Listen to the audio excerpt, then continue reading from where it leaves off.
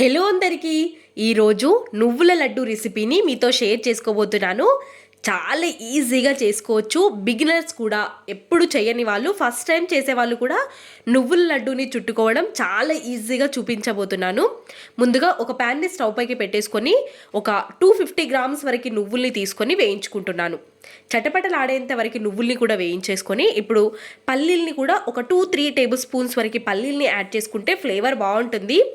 కాబట్టి వీటిని కూడా వేయించేసుకొని ఒక ప్లేట్లోకి తీసేసుకోవాలి. వీటిని పూర్తిగా చల్లారనివ్వాలి. అప్పటి వరకు మనం 250 గ్రామ్స్ వరకు బెల్లాన్ని కూడా తీసేసుకొని తురుముకొని తీసుకుందాం.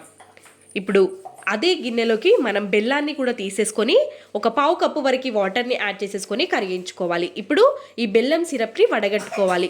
బెల్లం సిరప్ అనేది పాకం వచ్చే విధంగా, పాకం వచ్చినప్పుడు ఇందులోకి ఒక చిటికెడు మాత్రమే వంట సోడాని యాడ్ చేయాలి. మనం వంట సోడా యాడ్ చేయడం వల్ల సాఫ్ట్గా వస్తాయి.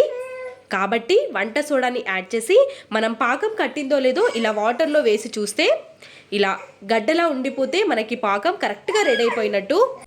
ఇప్పుడు ఈ బెల్లం సిరప్లోకి మనం నువ్వులని, పల్లీలని యాడ్ చేసేసుకొని మిక్స్ చేసేసుకోవడమే. ఇప్పుడు ఇందులోకి ఒక స్పూన్ వరకు నెయ్యిని యాడ్ చేసుకొని కూడా మొత్తం మిక్స్ అయ్యే వరకు ఒక్కసారి కలిపేసుకొని ఒక ప్లేట్కి పక్కన మనం కాస్త నెయ్యిని యాడ్ చేసేసుకొని స్ప్రెడ్ చేసుకొని పక్కకు పెట్టుకోవాలి. ఈ నువ్వులు, పల్లీల మిశ్రమాన్ని అంతటిని ఈ ప్లేట్లోకి వేసేసి స్ప్రెడ్ చేసుకోవాలి. ఇలా చేయడం వల్ల మనం కొంచెం గోరువెచ్చగా ఉన్నప్పుడు కూడా లడ్డూల్ని చుట్టుకోవడానికి వీలవుతుంది. కాబట్టి ఇలా చూపిస్తున్నాను. కావాలంటే మీరు అదే ప్యాన్లో ఉంచి కూడా ఉండలు చుట్టేసుకోవచ్చు.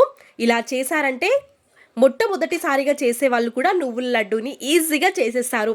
ఈ వీడియో కనుక మీకు నచ్చినట్టయితే సబ్స్క్రైబ్ చేయడం మర్చిపోవద్దు. ఇలాంటి మరెన్నో రెసిపీస్ కోసం.